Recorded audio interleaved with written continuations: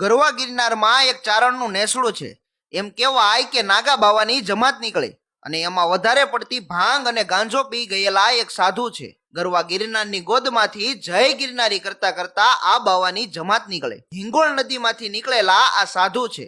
માં હિંગળાજને ભજવા વાળા આ સાધુ છે. એમાં એમ કહેવાય કે આ સાધુ નીકળ્યા છે અને સારણનો નેસડો જોયો. સવારના પહોરમાં નીકળ્યા છે અને ગાયું દોવાતી હતી. અમુકને ત્યાં છાશુના વલોણા હાલતા હતા. ત્યાં સાધુ બાવા આવ્યા અને કહ્યું કે જય ગિરનારી. સાધુ આવીને ઊભા રહ્યા છે. સાધુને જોઈને ચારણિયાણીએ કહ્યું કે શું જોઈએ છે ભિક્ષામાં? એટલે અઘોરી બાવા બોલ્યા કે દહીં ચાહીએ, અમે દહીં પીવું છે અમારે. એમ સાહેબ, એમ કહેવાય કે આ નાગા બાવાને મગજમાં ગાંજો ચડી ગયો હતો. અઘોરી બાવા બલુચિસ્તાનમાંથી હિંગોળ નદીમાંથી આવેલા અને માં હિંગળાજના ઉપાસક હતા. અને નાગા બાવાની આખી જમાત છે અને ગિરનારની યાત્રા કરીને આવ્યા છે. એક સાધુને ગાંજો ચડી ગયો છે અને એ સાધુ ચારણના નેસડા પાસે ઊભા રહીને દહીં પીવા માંગે છે. અને ત્યારે ચારણિયાણીએ સાકરનો ખોબો ભરીને દહીંમાં નાખ્યો અને તાહળી ભરી અને કહ્યું કે લ્યો સાધુ, દહીં પીવો. અરે અમારે આંગણે સાધુ ક્યાંથી, સંત ક્યાંથી? જેટલું પીવું હોય એટલું દહીં પીવડાવશું. ઊભા ઊભા એમ કહેવાય કે સાધુ દહીં પીવે છે.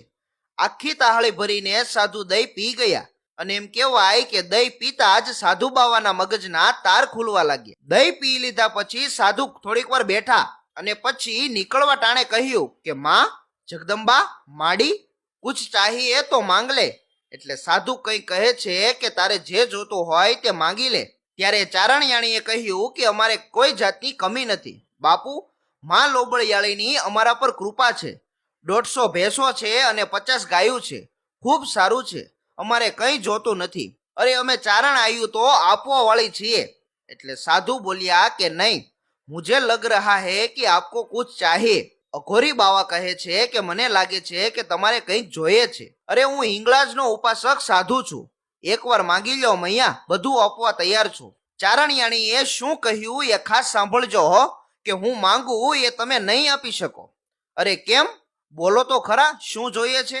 બાપુ, અમે ચારણ અને ચારણિયાણી છીએ.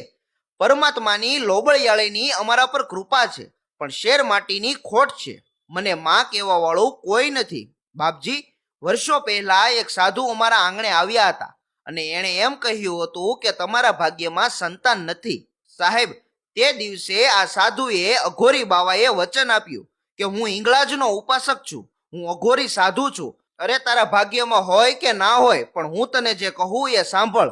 એમ કરીને સાધુ આંખ બંધ કરી અને શિવજીનું ધ્યાન ધરે છે અને મહા